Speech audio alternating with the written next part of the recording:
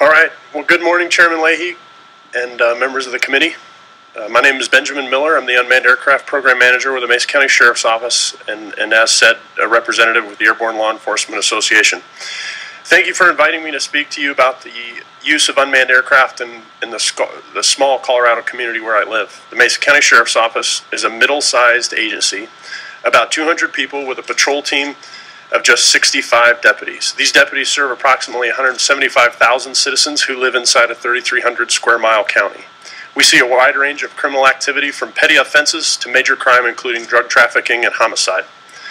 In 4 years, we have flown more operational hours than anyone else in the country, with 185 hours and just over 40 missions, with 2 small battery-operated unmanned aircraft systems.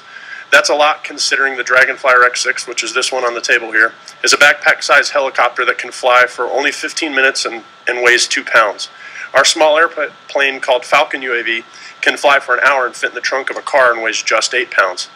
Both systems are used to carry cameras, which are commercially available.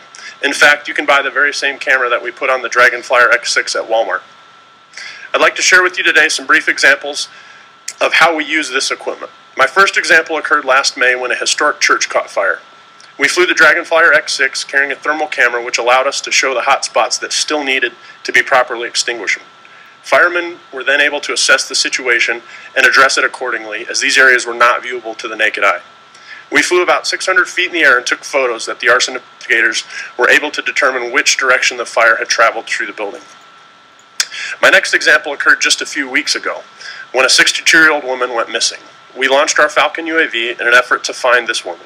We were able to clear large areas in a short time that would normally take much longer, involve more resources, and cost a lot more money.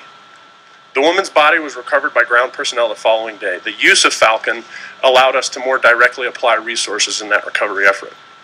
And my final example occurred just days ago. Really doesn't have a whole lot to do with law enforcement, but it does offer a glimpse into the real benefit of unmanned aerial systems, and that is affordability. Each year, Mesa County spends nearly $10,000 on a manned aerial survey of our landfill to determine an increase in waste over the previous year. My team and I completed that very same survey for a mere $200. By flying back and forth over the landfill, we were able to combine the photos that we took with geographic reference data and provided a volume of the landfill to an accuracy of 10 cubic centimeters. While military unmanned aircraft fly for hours and sometimes days at enormous altitudes, we fly just minutes to photograph a crime scene and cannot exceed an hour of flight time. The FAA has strict protocols that only allow us to fly during the day, and we cannot fly more than 400 feet off the ground. While military unmanned aircraft are both large in size and cost, our equipment is small and relatively inexpensive. Our equipment does not possess the capability to carry sensors that can read license plates from space, or look through your home, or carry weapons. Just recently, I was on the Airborne Law Enforcement Association's website and found a 1934 photo of an airborne police officer in a gyrocopter with a telegraph machine strapped to his leg. Aviation and public safety have a long-standing relationship. While unmanned aircraft cannot recover a stranded motorist in a swollen river, they can provide an aerial view for a fraction of the cost of manned aviation. I estimate unmanned aircraft can complete 30% of the missions of manned aviation for 2% of the cost. The Mesa County Sheriff's Office projects direct cost of unmanned flight at just $25 an hour, as compared to the cost of manned aviation that can range from $250 to thousands of dollars an hour.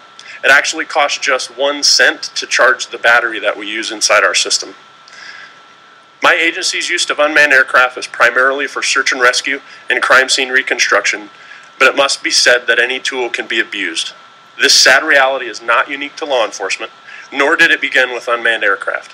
While the use of manned aircraft requires specific policies and procedures, the handling of sensitive photographs and video has been around law enforcement for years, and I can speak to a strong code of conduct policy inside my own agency that addresses more than just the use of unmanned aircraft. Leadership organizations like the International Association of Chiefs of Police have recently released unmanned aircraft policy guidelines that encourages agencies to adopt non-retention policies whereby the information we collect that is not determined evidence is deleted.